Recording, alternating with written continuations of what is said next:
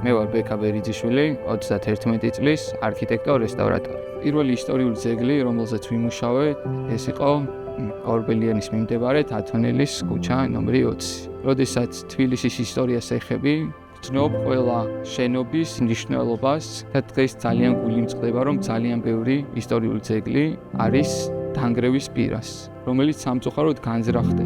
2022 წელს, როდესაც თბილისის განვითარების ფონდში დავიწყე მუშაობა, შიგნიდან დავინახე კიდევ უფრო დიდი კორუფცია.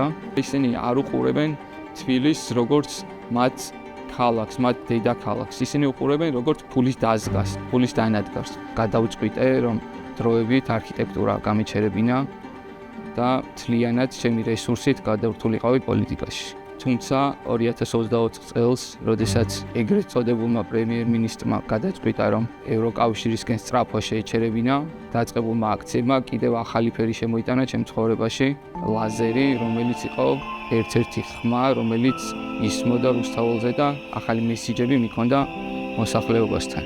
საპროტესტო საზოგადოებამ ეგრეთ წოდებული ლაზერის ბიჭი დამარქვა. დაახლოებით 100 დღე, არც ერთი დღე არ გამოგვიტოვებია იმ დღემდე, სანამ რუსულმა რეჟიმმა არ მოგვიწყო სპეცოპერაცია და ეს ლაზერი არ მოგვყარა ჩვენ აუცილებლად, როდესაც გავიმარჯვებთ, რუსთაველზე მივალთ და მივაწერთ, რომ ჩვენ გავიმარჯვეთ და ეს ქვეყანა განთავისუფლდა რუსული რეჟიმისკენ.